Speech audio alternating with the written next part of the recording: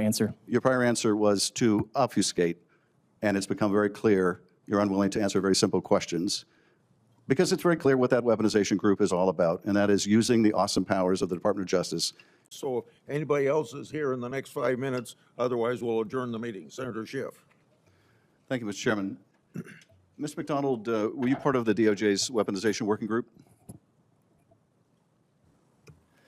Senator, as referenced earlier in some questioning during the hearing today, the weaponization working group as commissioned by the President. A simple yes or no would do. Were you part of the weaponization working group? Senator, as I referenced earlier in questions before the panel, the weaponization working group as commissioned by the President and then the Attorney General I still haven't gotten an answer. Were you involved with the weaponization working group, yes or no? It's a simple question. You were either involved with it or you weren't.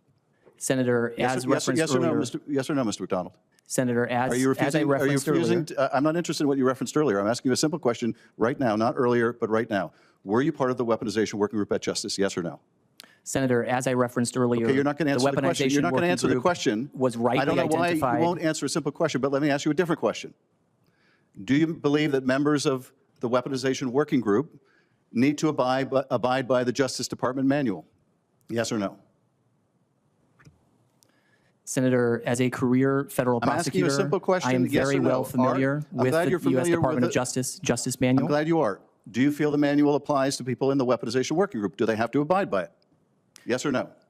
Senator, as you know, why is that a difficult question for you to answer? Do you believe that members of the weaponization work group have to abide by ethical practices? Senator, all Department of Justice employees so is every day. Is that a yes? Every day. I'm asking a very specific question, not about all department employees, but about employees in the weaponization working group. Do they have to abide by the Justice Department manual? Yes or no? Senator, all Department of Justice employees. So that's a yes. Operate within the provisions of the Justice Manual. Mr. McDonald, is that a yes? Senator, I would refer you to the answer that I just gave. Or is the weaponization working group something different? Are you suggesting that it's different, that it doesn't have to abide by the ethics manual, that it doesn't have to abide by ethics at all? Why are you refusing to answer a simple question?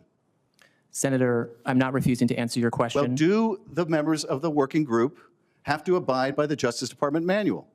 Senator, as I referenced in my previous answer, all Department of Justice employees. I'm not interested in your previous answers. You can't answer a simple question or you won't, which leads me to suspect you believe they don't have to apply, they don't have to live up to the standards of the Justice Manual. So let me ask you a different question. In your time working with this group, did you ever observe any of the other members of the weaponization working group violate the Justice Department manual, yes or no? Senator, the weaponization working group has been working to illuminate the facts. I'm not interested in a filibuster of an answer. Did you observe members of the working group, or did you yourself violate the Justice Department manual?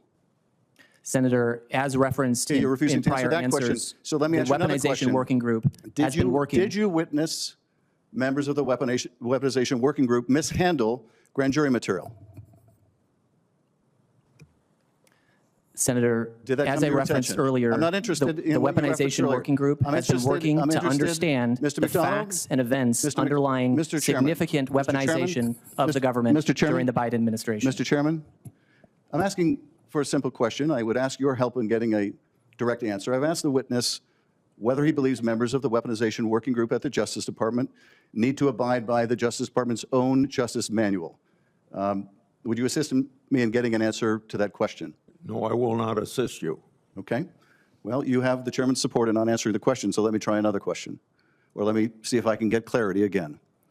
Did you ever witness any of the members of the working group violate rules regarding grand jury secrecy? Yes or no?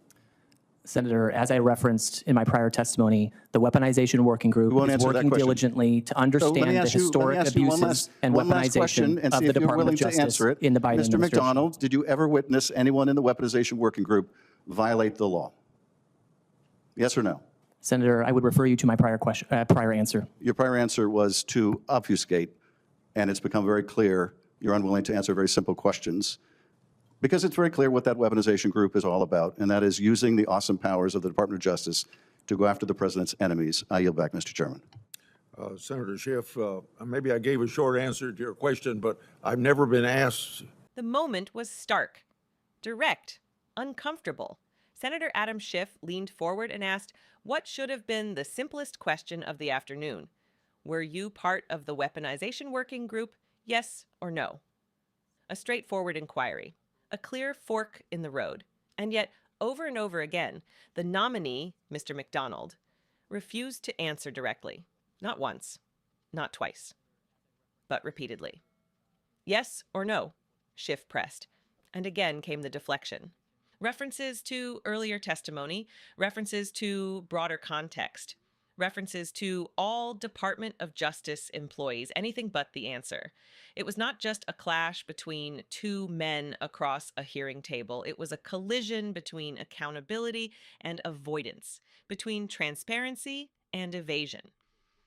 In that exchange, the American public witnessed something far deeper than parliamentary sparring. They witnessed a test of institutional integrity. The Department of Justice Manual is not optional guidance. It is the framework that governs ethical conduct, prosecutorial discretion, and adherence to law.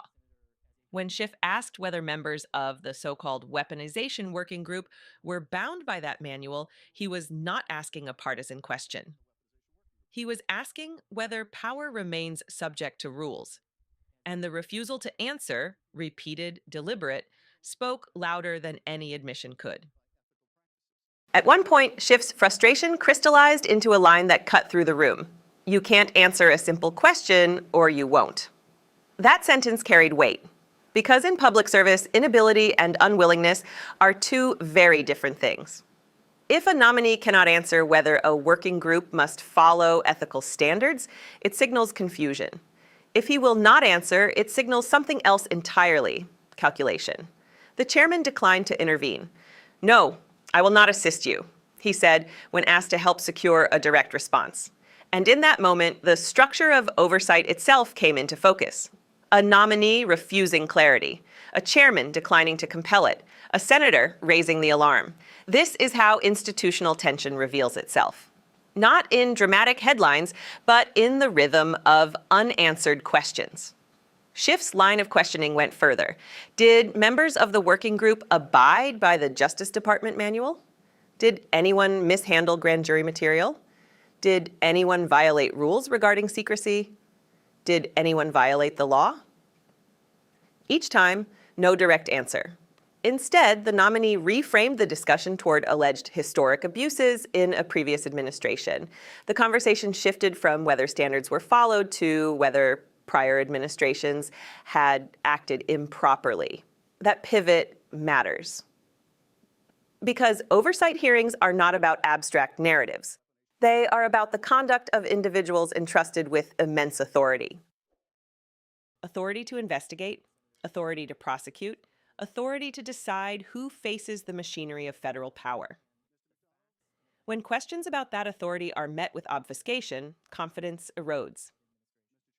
Schiff concluded with a blunt accusation that the working group was using the awesome powers of the Department of Justice to go after the president's enemies. That is not a small charge. It cuts to the core of American democratic principles. The Department of Justice was designed to serve the law, not personalities.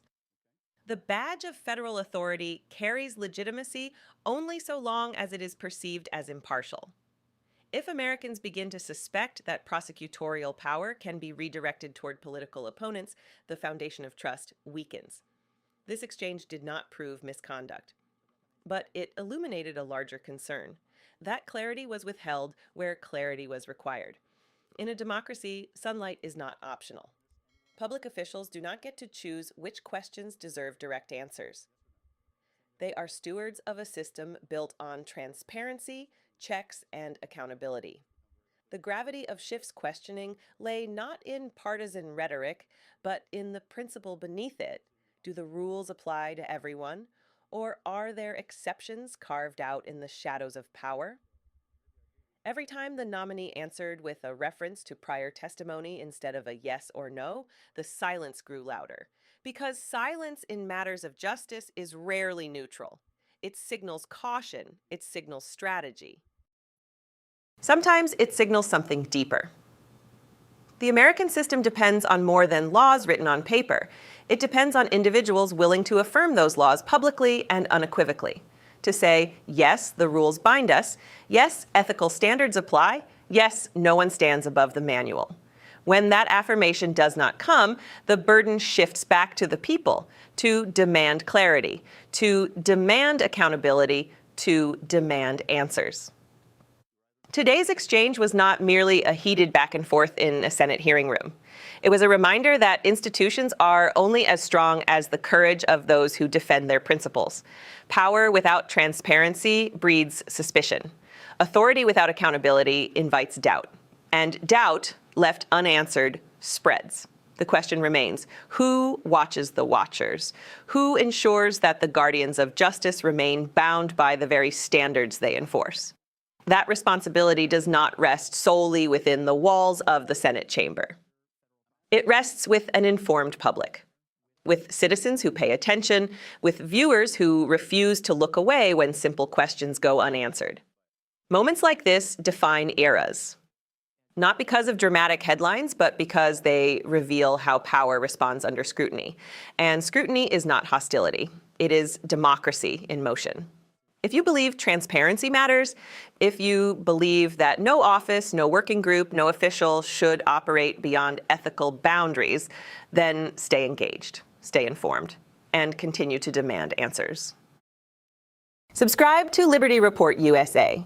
Support our work to expose the truth.